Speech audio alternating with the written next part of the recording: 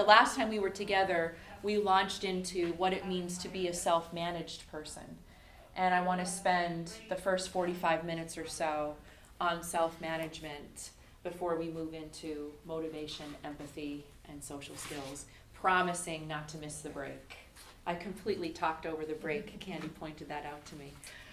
So we'll go ahead and get started. So I think I mentioned to you that self-awareness is considered the top skill of an emotionally intelligent person, and absent self-awareness, you really cannot have the other qualities.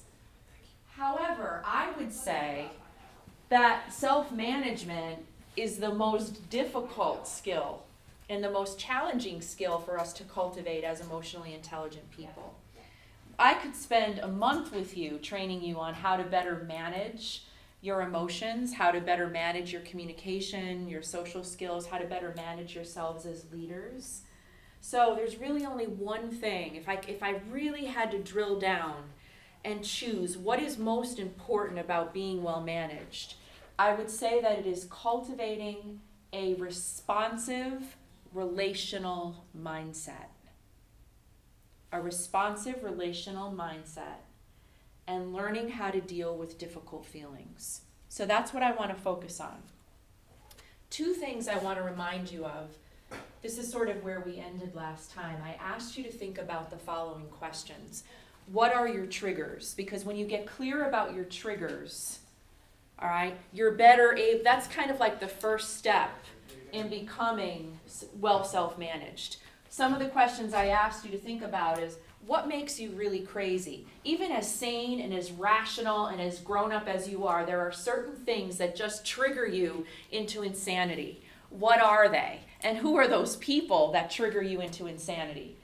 Self-management training right now is very, very important as we inch ever more closer to holidays. I'm doing a training on self-management in a few weeks. The title of the training is On Being Sane in Insane Places, ... the Thanksgiving Day Table. And it's really training in how do I get myself through the holidays when I'm sitting at a table with people that I'm at odds with? You know, what kinds of tools can I call upon to help me to manage myself so that I can actually enjoy the holidays, right? So we're going to talk about, so I wanted you to think about what people, what situations trigger me. That's cultivating self-awareness. Who in my life triggers me? Prevention, so that I can be better prepared when I know that I have to come into contact with those people. Who in my life walks me away from the ledge? That is, who do I call upon for support when I'm feeling particularly reactive? And then the most important statement here to complete is, I don't like myself when. You know, when you walk away from a situation and you think, God, I just blew it. And I know better. Or I don't like the way that I'm feeling based on how I just interacted with that person. And being very, very clear about how you would complete that phrase. These are important steps in self-management. And this slide was in your packet from last time. The other thing that I shared with you, which is a game changer, if you remember this, is what underlies anger, right? So that when you're feeling angry, or someone that you're dealing with is really angry, having the ability to kind of step away and asking yourself, in what way right now am I afraid, terrified, just really anxious about whatever's happening? In what way do I feel hurt? In what way do I feel helpless and out of control? Always remembering that when I'm feeling afraid, when I'm feeling out of control and helpless, when I'm feeling hurt, it is much easier for me to go to anger. Remember what we determined. The reason it's easier to go to that place of anger is because it requires a lot of vulnerability. To say to someone, I'm afraid, I feel helpless and out of control, or I feel like you really hurt me, or I feel hurt.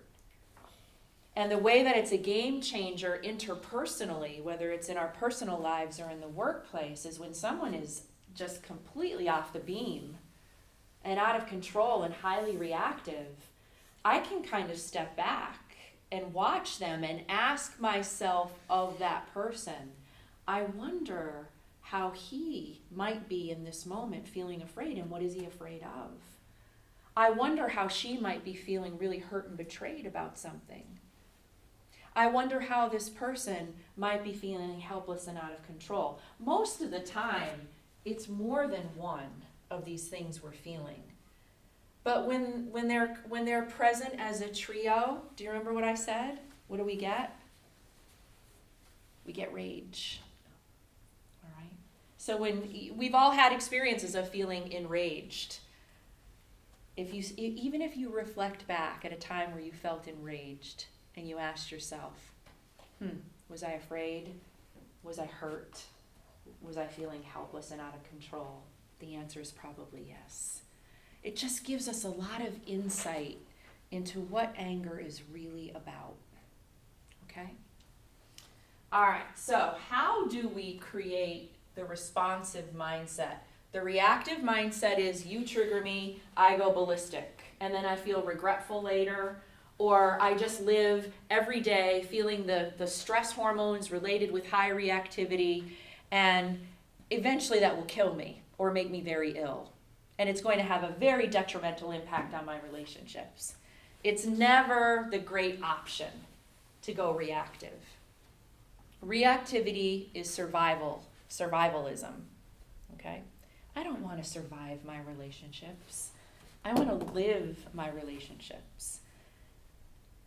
So when we think about what does it mean to cultivate a responsive mindset, it means I have actually taken the time to make a decision about how I'm going to conduct myself, how I'm going to manage myself in a difficult situation with a difficult person. I say it is a responsive relational mindset because in addition to taking my time and responding from a state of calm and sanity, I'm also working to preserve the relationship. That's why I'm doing it. I want to, as much as possible, unless the relationship is so toxic that I need to end it, I want as much as possible to maintain my connection with you.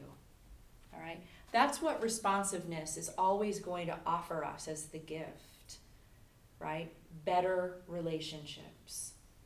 So I want to begin with how do we do that? How do we create within ourselves the responsive mindset? Number one, or step one in that, is meeting feelings mindfully. This was a really important part of the mindfulness training. If you think back, we spent 3 of our lessons, in fact, I taught those lessons, on how do you work with emotion. And I want to remind you of a really powerful tool that we're actually going to utilize this morning as our first meditation. If you remember, the tool is associated with the acronym RAIN, R-A-I-N, right? And RAIN is an acronym that allows you to meet difficult emotions as they arise. Does anyone remember why I might use the word meet versus manage? You're noticing I'm not using the word managing feelings, managing emotion, but rather meeting. It's really important that we pay attention to how we use language. Well, manage it might imply that you're going to try to change something and you're just being mindful of what it is, not necessarily changing it. Well, management, right, like you said, implies you're going to try to control it, manipulate it, like wrangle with it, right? I got to manage this. Versus, how am I going to meet this feeling or emotion, even if it's one I'm not comfortable having, right? We get angry on a daily basis several times per day. Anger is not my favorite emotion. It scares me, always has, right? So I don't like to feel angry, but it hasn't helped me in life to be resistant to anger. So how do I meet it? Much like I might meet you, right? When anger is present within me, my mind, my body. The question isn't how I'm going to manage it, wrangle with it, right? Resist it or let it overwhelm me, but rather, how am I going to be host to it? It's here. How am I going to be host to it? Think about feelings coming in and out, like visitors would come to visit your home. I know when a guest comes, he or she is not going to stay forever, that the visit is temporary. You have never been perpetually angry. You have never been perpetually happy. But we operate as if whatever it is we're feeling is going to stay forever, so we get really worried about that. Like, I don't want to feel this anger. I don't want to feel this jealousy, whatever it is. Or, I want to feel this happy all the time, and we're grasping onto it and we're holding it, right? They just come and go. So the question really is not how am I going to manage that, but how am I going to step up and meet it and allow it to be here visiting, knowing that eventually it's going to move through and it's going to move out. That gives us much less stress and anxiety about things we're going to feel. When I have my mind straight about this, related to feelings and emotions, and I can meet them mindfully, I'm not afraid anymore. I'm not afraid anymore of the things that are going to come into my day that might arouse difficult emotions. I'm not afraid of that anymore because I know that I have the resources to host those feelings and emotions in a way that's not going to dismantle me. RAIN is a wonderful acronym to work with. R of RAIN means I recognize. I'm going to use anger as the example. I recognize that anger is here. And we all have certain cues. We will feel feelings and emotions first, physically, biologically in the body, chemically, right? My chest gets tight. My heart rate accelerates. And usually I get this feeling in my gut, gastrointestinal tract. It hits me right here. Anger is here. I recognize it. That's the R. A, acceptance or allowance. Okay, it's come to visit. I know this day is temporary, so I accept that it's here. If I go into, I don't want to be angry, I'm afraid of anger, anger wasn't allowed in my home, I don't know how to deal with this, all these things, whatever it is, it might be loss, it might be fear. You probably have one big emotion that you just really don't like to deal with. As soon as you go into resist, you're creating stress. Like, okay, the anger is here, just gonna allow that. Right? The I is really important and is kind of the fun part. The I is, I'm gonna investigate this. And I might do it like, how big is this anger? It's gigantic. Where is it landing in my body? Here. If it had a color, what would it be?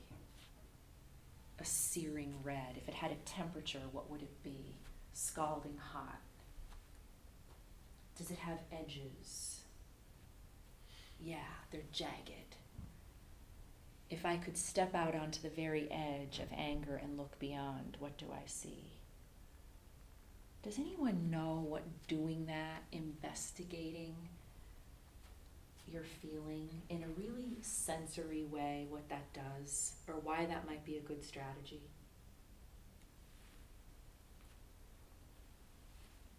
It's like bringing a curiosity to it. Helps you work through it? How? How do you think you're right, it helps you work through it, but in what way?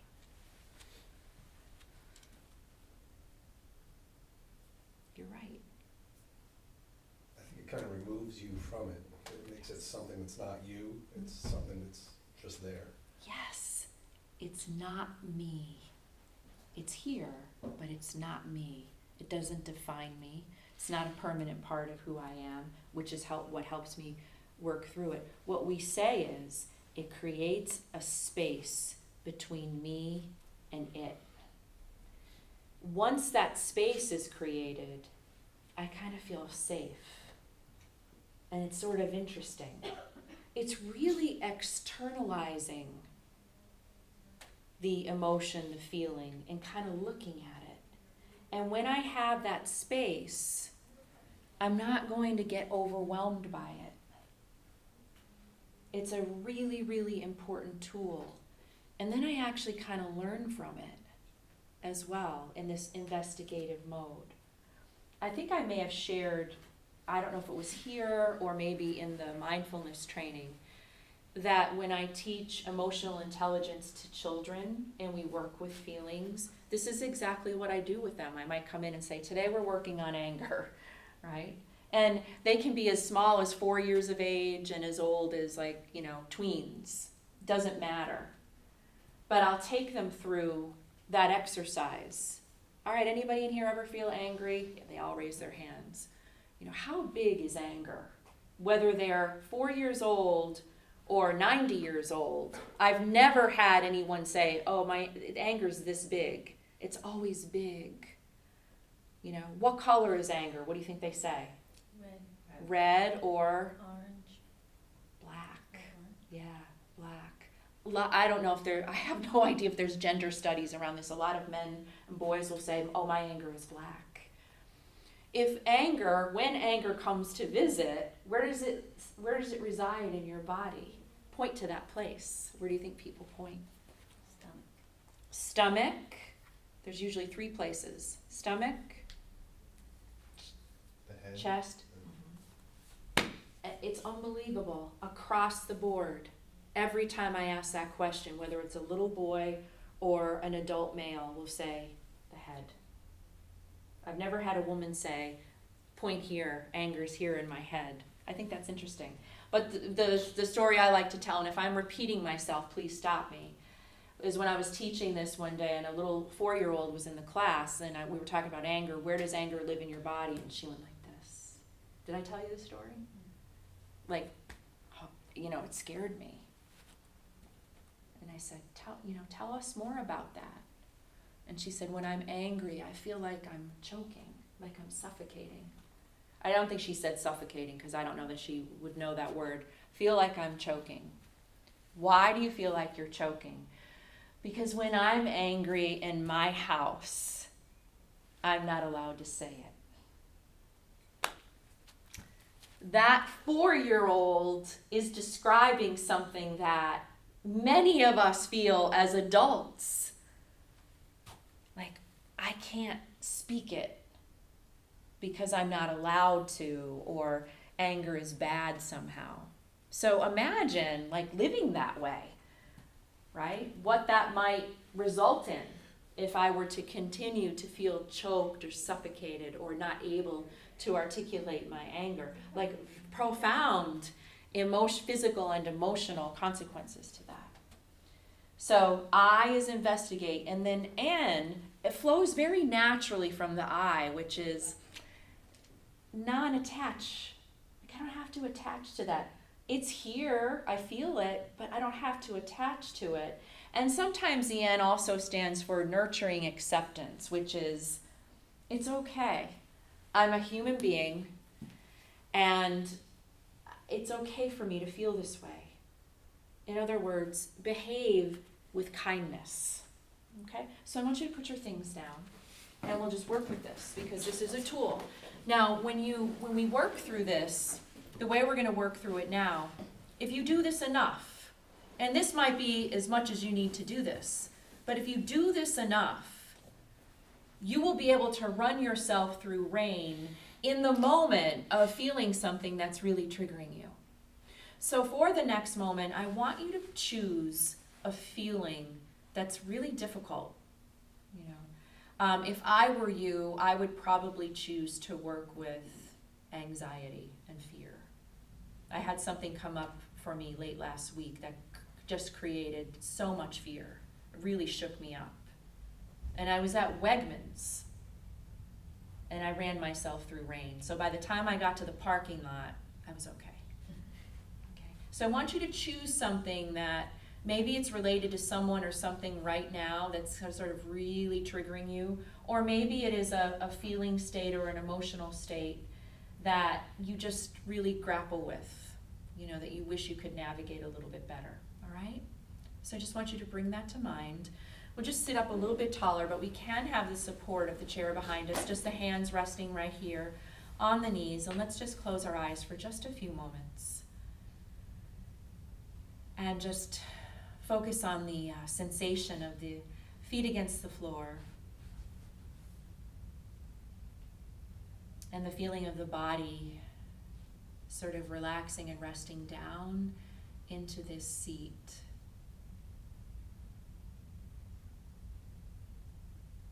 And just allowing the breath to be just as it is, but maybe the exhalation is a little bit longer. Remembering that when the exhalation is a little bit longer, you really start to calm down that central nervous system.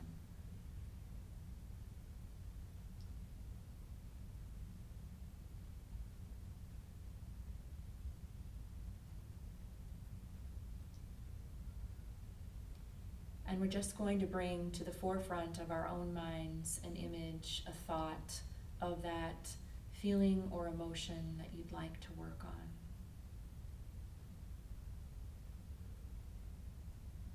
However it comes to you.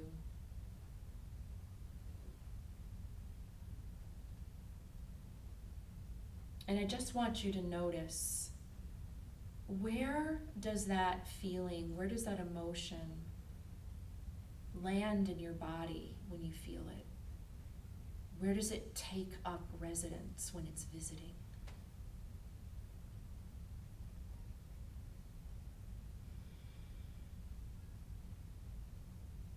We're just allowing it to be here, just like we're welcoming in a guest.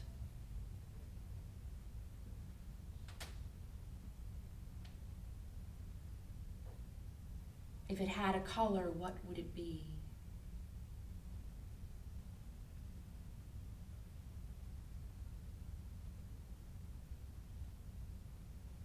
What's its size,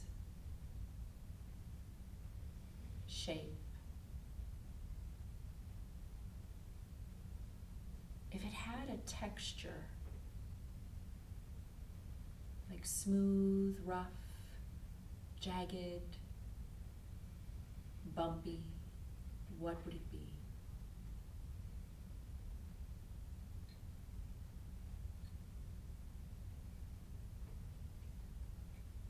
How much does it weigh?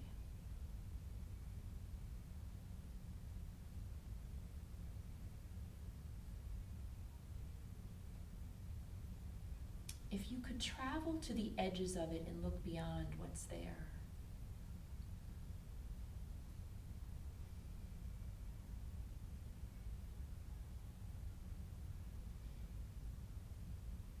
it's just a visitor.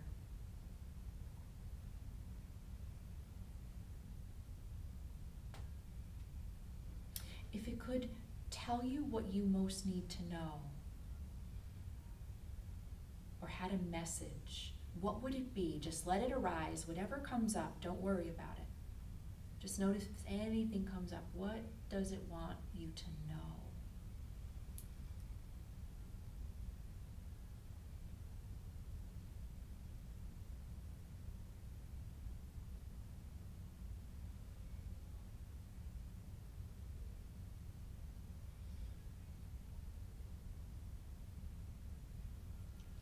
And now knowing that this feeling is not you, and you are not it,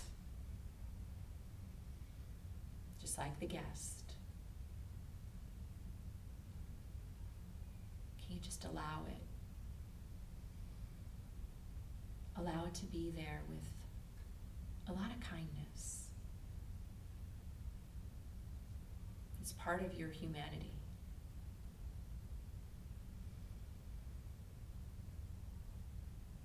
You see this allowance and this kindness produces no stress.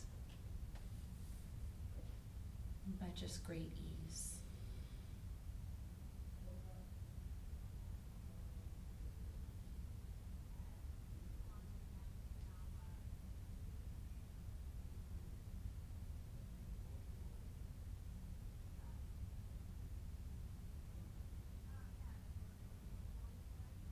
And much like the guest might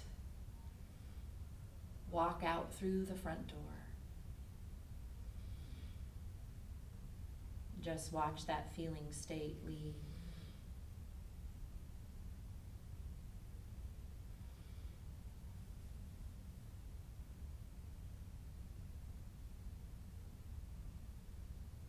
And gently guide your awareness back to the breath.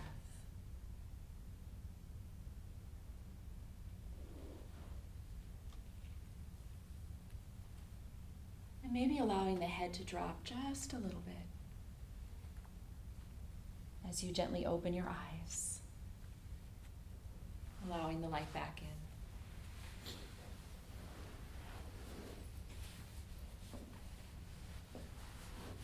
How was that? Anybody tell me about it?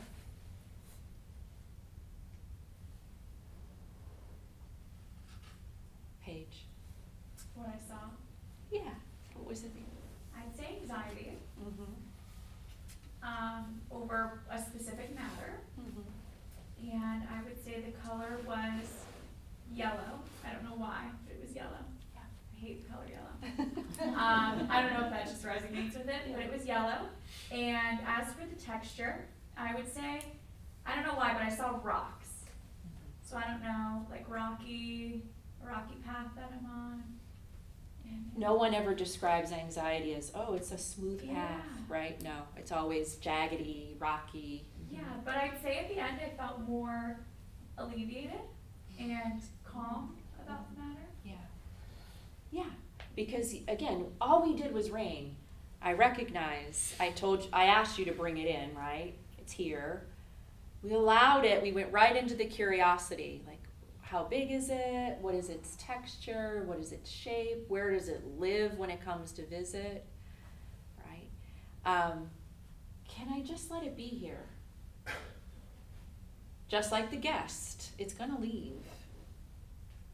And then I asked you to bring it, allow it to the front door and allow it to go. So the R is what? Recognize, it's here. The A, Accepted. accept or allow, whatever word works better for you.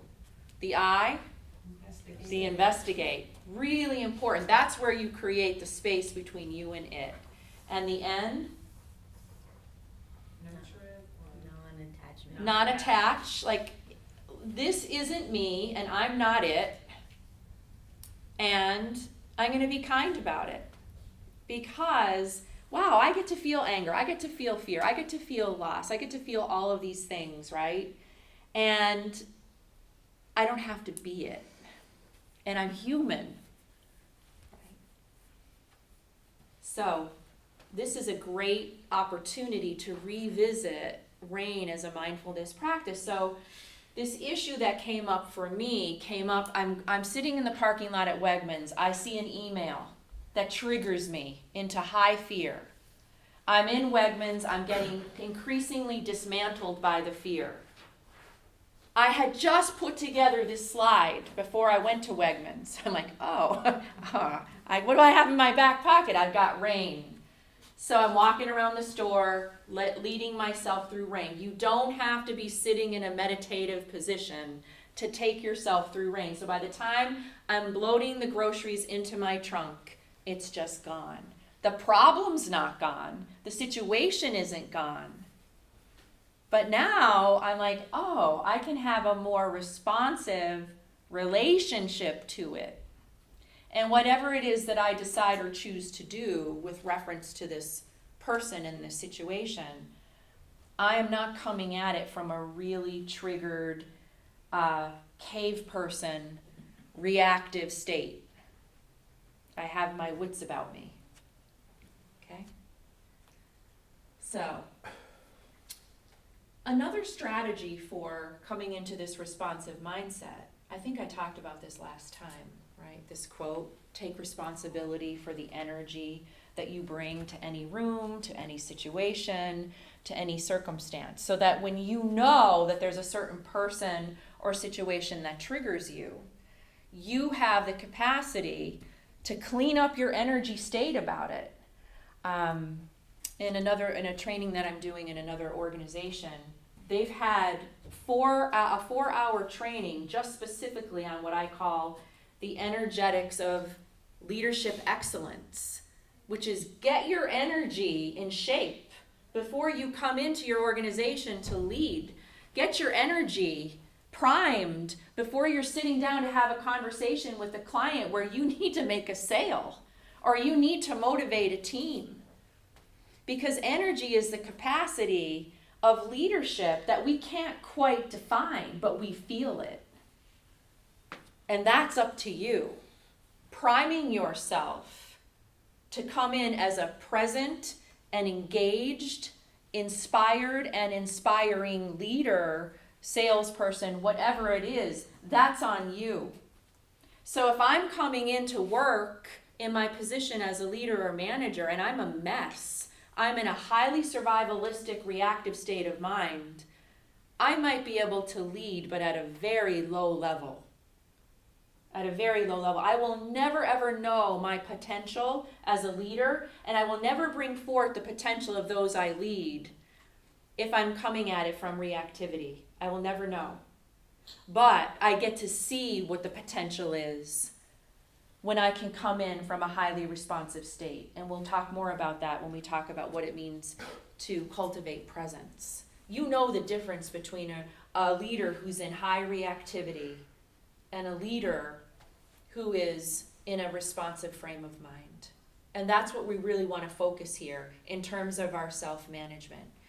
As Maya Angelou said, never forget this, right? People will forget what you said, they will forget what you did, but they will never forget how you made them feel. This is probably why you have repeat customers, because of, even if it is something that's happening over the phone and your customers never see the person that they're working with, how did they make them feel in the energy that's conveyed in the phone call, right? Think about services that you have purchased, agreements that you have made on the phone without ever seeing the person. And they said yes because of how you made them feel in your communication. I had a consultation yesterday with a potential new coaching client, and she lives in Washington, D.C.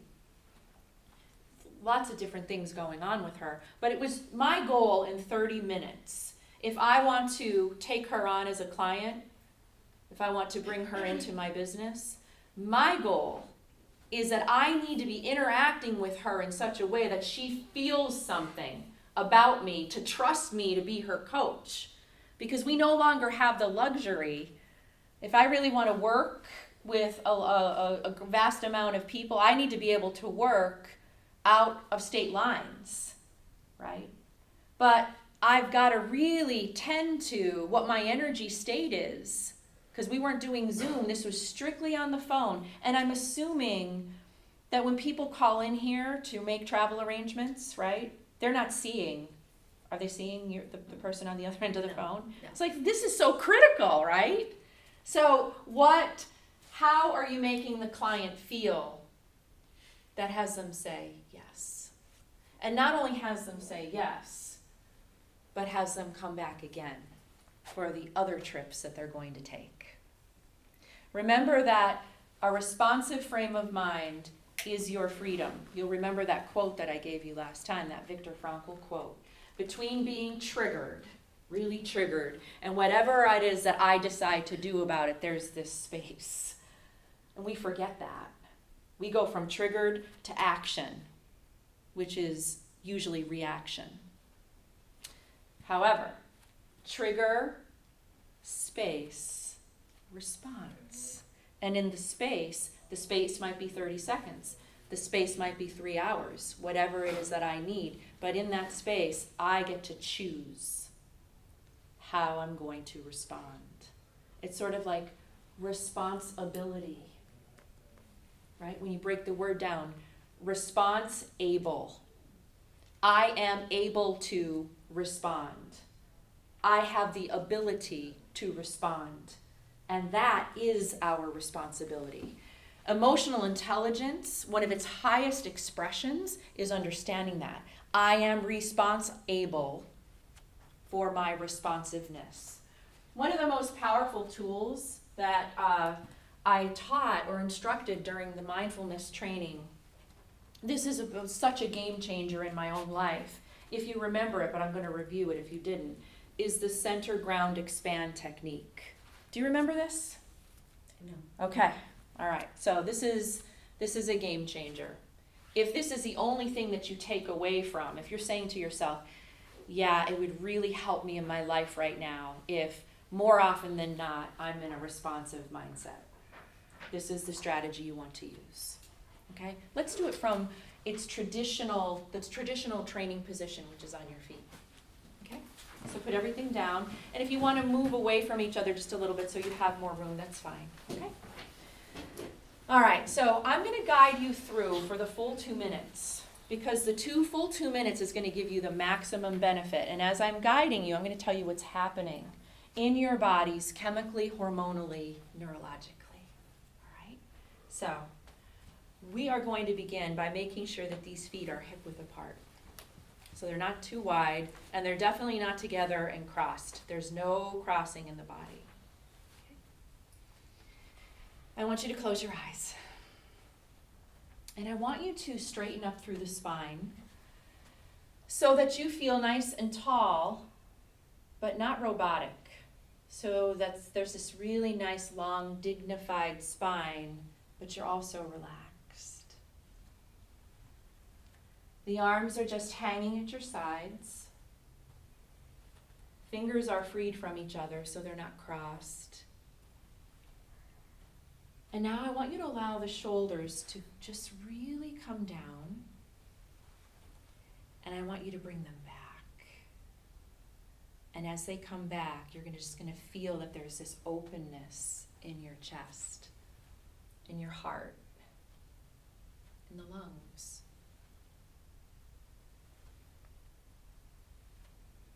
I want you to make sure that your chin is just parallel to the floor so you're not looking up and straining through the neck. Chin is just parallel to the floor.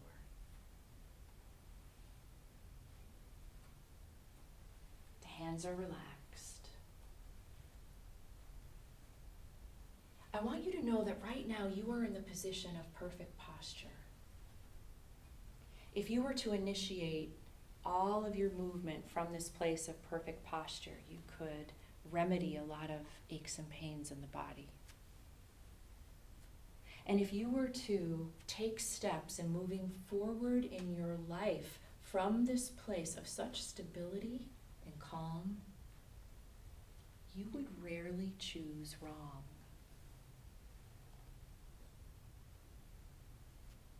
We are centered perfectly through the spine. We are grounded strong through the feet. And we are expanded through the chest and the heart.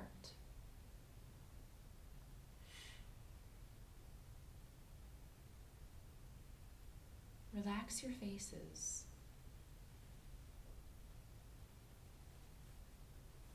Imagine what it would mean and how it would feel if you were to walk into a difficult situation, feeling calm through that centered spine, feeling strong through these grounded feet, and feeling open and relaxed through the chest.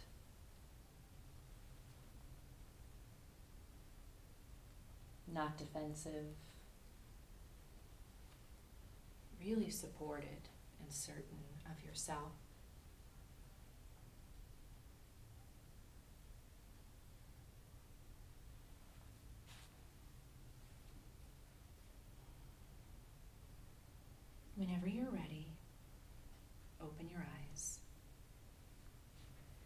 I'd like for you to take a seat,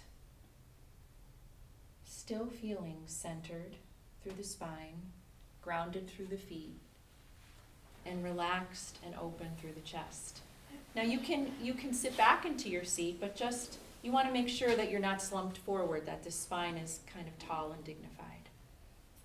So how did that feel? Anybody have any observations about that? Wobbly. Because your eyes were closed. Yes. Yeah. Have you had caffeine today? Yeah. Yeah. That may be it. Okay. Yeah. That's okay. That's okay. Anybody else? I was the same. I was just kind of like,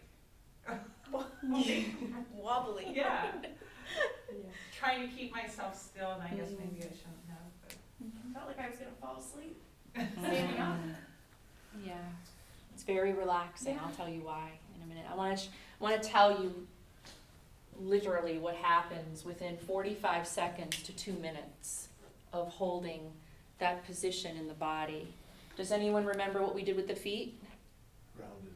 Grounded by keeping them hip width apart. The spine, tall, and the word, I use the word center, right? So you're not forward. And the shoulders, down and back. It's interesting because when you're all in the position, I can see you, you have your eyes closed. When I say drop your shoulders and you drop them, it's visible. It's visible how much they drop because they're up here, and then open them up. These are the changes we create in that 45-second to 2-minute period of time, depending on who you are and what your stress level is like, or how much caffeine you've had this morning, or what kind of, you may have had a harrowing morning just getting here. All right, the first thing that happens is when we center through the spine, we just straighten up through the spine. You can do this just in your chair. It signals to the brain, I'm not in danger. So we start to turn down cortisol production because we don't need it. I'm not in an emergency state. I might even be looking at my emails and feeling like I'm in an emergency state. And just by straightening up through the spine, it's like, nah, I'm not. I can handle this. Cortisol, turn down. I don't need this much cortisol in my body every single day. I only need it when I'm in an emergency. That is what starts to have this calming impact. Okay? Second thing that happens with these feet firmly rooted into the floor is I bring up just a little bit for men and women. Women have testosterone too, and we need it. We turn that up. That is why when people stand with their feet apart, most will report, I did feel more stable. I did feel stronger. I did feel like, yeah, I could handle this. I have my own back. I can support myself. Shoulders come down and back. Immediately starts to stimulate the production of oxytocin. Oxytocin is known as the bonding hormone. It is a hormone that runs strongest in a woman who's just given birth and holds her child for the first time. Absolutely necessary for parent-child bonding. It's a hormone that runs strongest in two people who are falling in love, especially if there is a lot of physical contact and embracing and holding. It's a hormone that runs strongest in a man who holds his child for the first time. Oxytocin is the hormone that needs to be present for me to really connect with you. So we don't always have the luxury in our workplace of having someone to grab and hold on to for 90 seconds. It takes about 90 seconds in the human hug for oxytocin to really get generated. We don't have that time. But all we need to do is to move through life with the shoulders down and back. Now that does not mean that I want to be intimate with everyone that I'm encountering, but what I do want, whether I come in to give a presentation, or I'm in a one-on-one meeting with a client, or I am with my significant other, as often as possible, I just want to be open, as opposed to closed, defended, defensive. I want to be open. Now, how this translates in the workplace is, let's say you've got a real contentious team, and everybody's coming into the team meeting and they're all ready to go into fight mode, flight mode, or shutdown mode. If everyone just committed to make the adjustment before we come into this difficult meeting, before we have this difficult conversation, everyone center, ground, expand. For 45 seconds to 2 minutes, you will have a different meeting. Because when I'm open, even if I'm angry or frustrated, when I'm open, at least I know I'm not going to come in and want to fight you. At least I know I'm not going to come in and want to run out of the room. At least I know I'm not going to come into that meeting and just shut down and go into frozen mode. So center, ground, expand are 3 tweaks that you just make in your body. You can do this at any time. You don't need to do it with your eyes closed. You don't need to do it in a meditation room. You can do it when you're sitting at a meeting and you notice that you're starting to get charged up. Just readjust yourself. You can be sitting or standing. You've got a presentation to make and you're feeling really nervous about it. Before you go on stage or walk into the room, center, ground, expand, and see how everything changes. Play with this. The results are amazing. Walk around Wegmans on Thanksgiving Eve, when everyone is there, a nervous wreck, trying to get everything they need, and there's a lot of chaotic energy, and you walk into that store, and you walk around the store, centered through the feet, and grounded, or centered through the spine, and grounded through the feet, and just with this sense of openness in the heart, and the chest, and the shoulders. I always say, the carts will part for you. People pick up on it. And if you do that and you're walking around and you catch someone's eye and you actually give them a smile, the first thing they'll do is think, what the hell's wrong with you? And then you can see them play with this responsive mindset that you can even just start to feel in your body. When I was first exposed to Center, Ground, Expand, I felt the effects immediately. I felt it during the training. Before I took the training, I didn't know what I was getting myself into. I was at a leadership conference, and the program I really wanted to get into, the session I wanted to get into was sold out. So I was like, I have an hour and a half. I just walked across the hall and into the next room, and I didn't know what the topic was, and I sat down, and someone was introducing the speaker, but the speaker was standing next to the stage, and I was watching her. But this was before she even opened her mouth, and I was like, I would listen to anything that woman had to say. Because the way that she held herself, she was centered, she was grounded, and she was expanded. To the point where that's just how she lives. So it was definitely the session I was supposed to be in. It's made such a big impact on my life that I always, regardless of who the client is or what the training is, I will find a way to work this modality into it. Okay? But you should have felt some changes. Let's take a 5-minute break. Okay?